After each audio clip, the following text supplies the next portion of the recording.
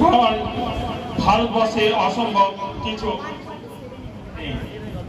যে জাতি শূন্য আবিষ্কার করেছে, সেই জাতি যোগ ও বেদান্তের জ্ঞান দিয়েছে, সেই জাতি শ্রীরামকৃষ্ণ, মা সারদা এবং স্বামী বিবেকানন্দ মহাপুরুষকে পৃথিবী দেখিয়েছে। সেই জাতির তরুণরা চাইলে পৃথিবীকে নতুন পথ দেখাতে পারে। আজ স্বাধীনতা দিবসে আমরা শুধু দেশের স্বাধীনতার কথা বলবো না, আমরা বলবো নিজেকে জয় করার স্বাধীনতার কথা। রাগের দাস হব না, এটাই স্বাধীনতা। অলসতার দাস হব না, এটাই স্বাধীনতা। মিথ্যার দাস হব না, এটাই স্বাধীনতা।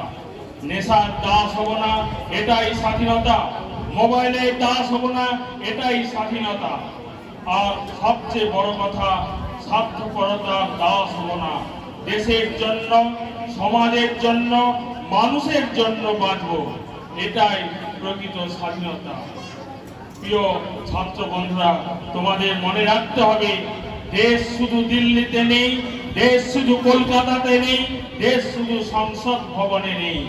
দেশ আছে তোমার শ্রেণীকক্ষে, দেশ আছে তোমার বাড়িতে, দেশ আছে তোমার পাড়ায়, দেশ আছে তোমার বন্ধুর মধ্যে, দেশ আছে সেই দরিদ্র মানুষের চোখে, যে তোমার সাহায্যের অপেক্ষায় আছে। তুমি যখন একজন অসহায় মানুষকে সাহায্য করো, তখন তুমি ভারতকে শক্তিশালী করো।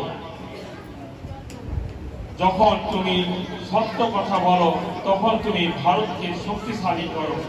যখন মন দিয়ে পড়াশোনা করো, তখন তুমি ভারতকে শক্তিশালী করো।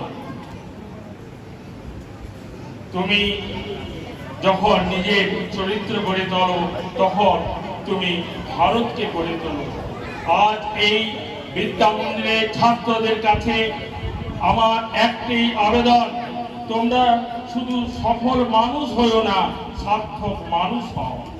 শুধু নিজের জন্য বাঁচবে না, একদিন তোমাদের মধ্যে কেউ বড় বিজ্ঞানী হবে, কেউ চিকিৎসক হবে, কেউ শিক্ষক হবে, কেউ প্রশাসক হবে, কেউ সন্ন্যাসী হবে, কেউ সমাজসেবক হবে। কিন্তু যে পেশাতেই যাও, মনে রেখো তুমি ভারতের সন্তান। তোমার চরিত্রে যেন ভারতের কথা বলে, তোমার কাজে যেন ভারতের কথা বলে, তোমার ব্যবহারে যেন ভারতের কথা বলে।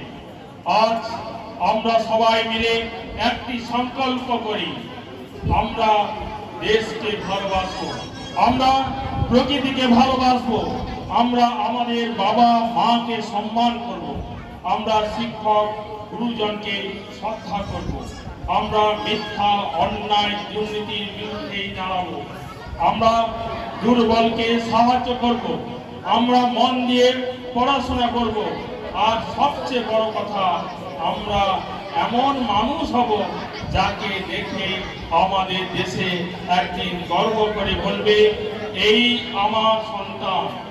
শেষ কথার আগে স্বামী বিবেকানন্দের সেই অগ্নিমন্ত্র স্মরণ করি, জীবে প্রেম করে যেই জন, সেই জন সেবিছে ঈশ্বর। এই বাণীকে জীবনের মন্ত্র করো। দেশকে ভালোবাসো মানে শুধু পতাকাকে সম্মান করা নয়, দেশকে ভালোবাসো মানে দেশের মানুষকে ভালোবাসা।